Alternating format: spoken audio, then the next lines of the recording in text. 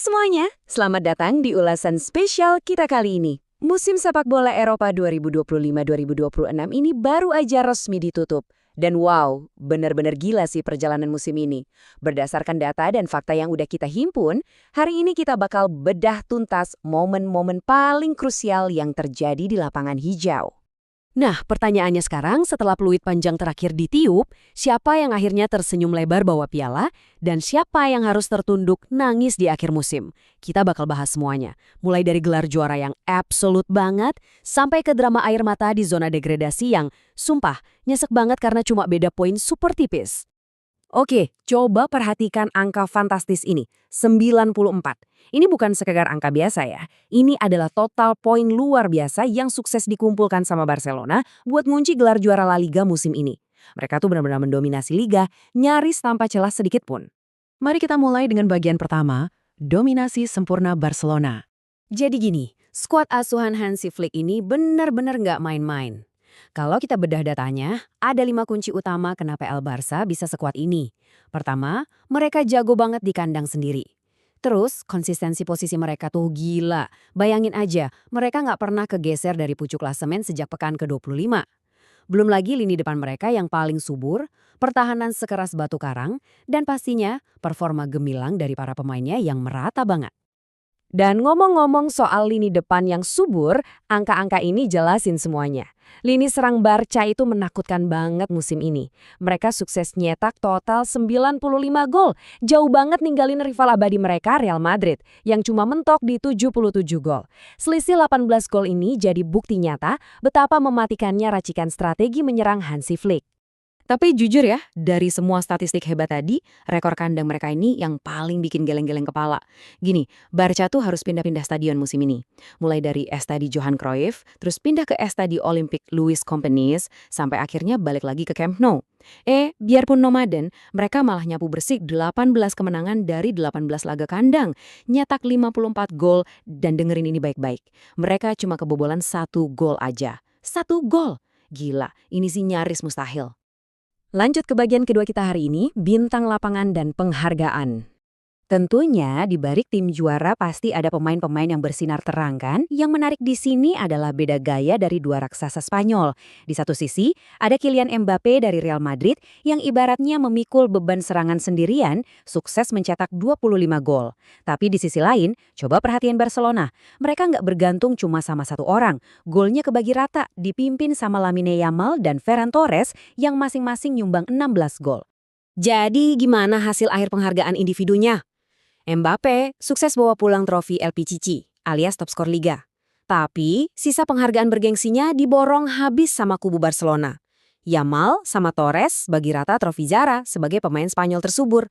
Dan jangan lupain Joan Garcia ya. Dia berhasil dapetin trofi Zamora berkat rekor pertahanannya yang fenomenal dengan rata-rata kebobolan cuma 0,7 gol per laga. Pertahanan baja banget lah ini. Sekarang kita masuk ke area yang agak suram di bagian ketiga, drama tragis zona degradasi. Namanya juga sepak bola, di mana ada pesta juara, pasti ada tangis kekecewaan. Persaingan papan bawah La Liga musim ini tuh bener-bener nyesek. Bayangin, ada 3 tim yang sama-sama dapat 42 poin di akhir musim. Aturan di Spanyol itu kalau poin klasemennya sama, yang dilihat pertama adalah rekor head-to-head. Nah, gara-gara aturan ini, Mallorca yang poin head-to-headnya paling kecil, terpaksa harus rela turun kasta. Yang bikin makin tragis, di laga terakhir tuh Mallorca sebenarnya menang telak 3-0 loh. Tapi ya gimana, nasib mereka udah terkunci sama aturan head-to-head ini.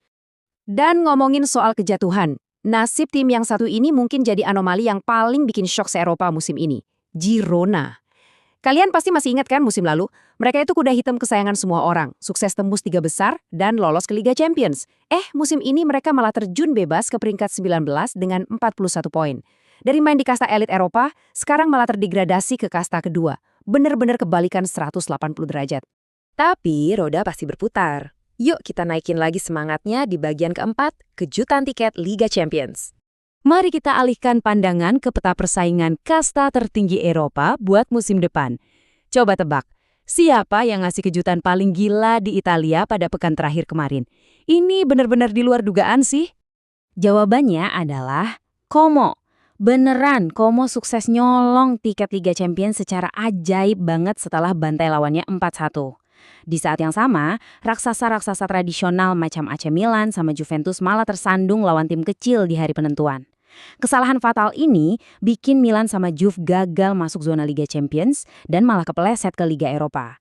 Bener-bener kisah David lawan Goliat versi modern di Serie A. Jadi, siapa aja sih tim elit yang udah aman tiket Liga Champions-nya?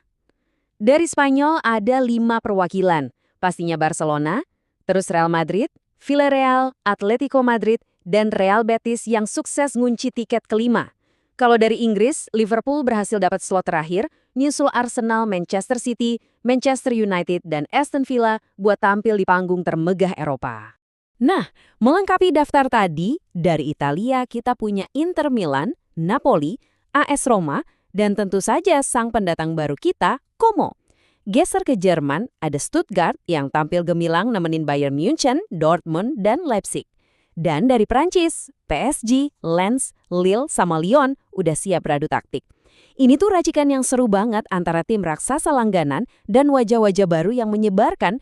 Sebagai penutup dari ulasan data kita kali ini, saya mau ninggalin satu pertanyaan nih buat kalian. Dengan dominasi luar biasa dari Barcelona, ditambah munculnya tim-tim kejutan macam Como dan Stuttgart tadi, menurut kalian siapa yang bakal merajai sepak bola Eropa musim depan? Apakah klub-klub lama bakal tetap berkuasa atau kita bakal ngelihat kejutan baru lagi? Terima kasih udah ngikutin bedah data kita hari ini.